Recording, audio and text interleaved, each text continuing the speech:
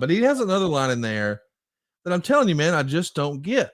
Like, he says something like, as TNA is bragging about your title win in TNA here back in November over Ron Killings. Russo goes, yeah, but only 100 people saw that. In reality, it was over 1,000 people, and we've hyped it as being the biggest show and most important moment, blah, blah, blah. And he goes on here and says, yeah, only 100 people saw it. Like, I don't get it. And I understand he's a heel, but go ahead. No, it's because those are the little things, and they're not little, but I would say, and like, oh man, let me think here a minute, Conrad. My point is, if Russo's saying that this is of no consequence, then what is this segment? Okay, so if that title match main event doesn't matter, then what does this matter? Conrad, and we're saying the exact same thing, because it would be something to the point of, how does that help the segment? It doesn't. It makes it all feel insignificant and less than. And that is something that is a miss. Yes. It's just a complete miss.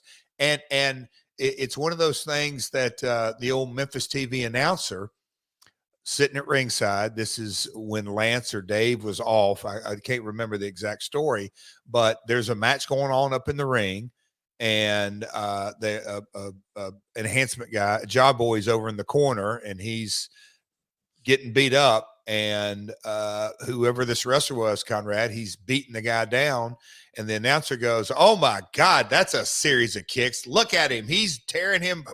Oh my, he's just pounding his brains out. Oh my God. Now there's a fake one. Now the announcer called something that he saw, but did he really need to say that? No. Let it breathe and move on. It killed the segment. I mean, it's kind of a legendary Memphis live Memphis TV story. Same goes with this. Vince, there wasn't 100 people, but if there was 100 people, why would you say that? Because it just tore down your own segment that you're in. The thing that, and listen, I understand that Russo is a writer, bro. He's not supposed to be a television character. He's not supposed to be like, he got into this to be a writer. And by the way, if we're honest with ourselves, he wrote some of the highest rated segments of all time. So I'm not being critical of his writing ability, but I am going to say that sometimes a criticism of someone who does commentary, and you hear this a lot, is that, hey, that guy wasn't working to get the guys over. He was trying to get himself over. So when you're thinking about it from a commentary standpoint, is the talking head, whether it's a color guy, and it usually is, or a play-by-play guy, is he trying to get the product over, the guys in the ring over, or get himself over? And that's a criticism you hear when it's a former talent who's used to being the star, now being in the role of being a color commentator, that sometimes it's difficult for them to get out of get myself over mode that every wrestler has to be in, and then try to get over this promotion, get over this angle, get over this wrestler in the ring. And it feels like Russo here is falling into that trap, where in an effort to get himself over, he's going to denigrate the whole program, which kind of defeats the purpose of the whole segment and everything we're doing, right? Yes, and that comes only from experience, and an old timer,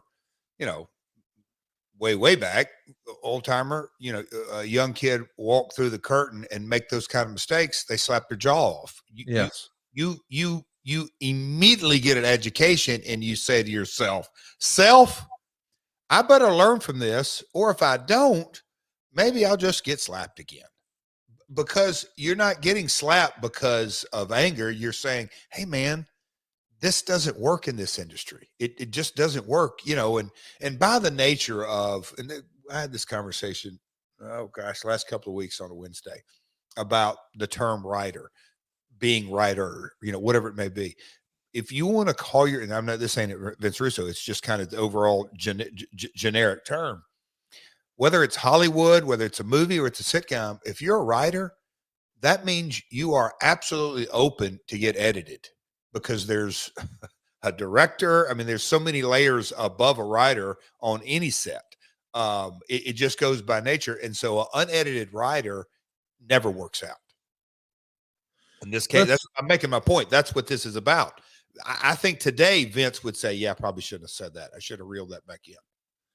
Yeah, and listen, by the way, we're not trying to beat up on Russo. We had a great segment earlier talking about Russo. We both think a lot of him, and we're going to let bygones be bygones, and y'all have talked it out and yada yada. So I don't want anybody to think that there's some sort of weird agenda here at play. We're just watching a segment, critiquing it as he does every week.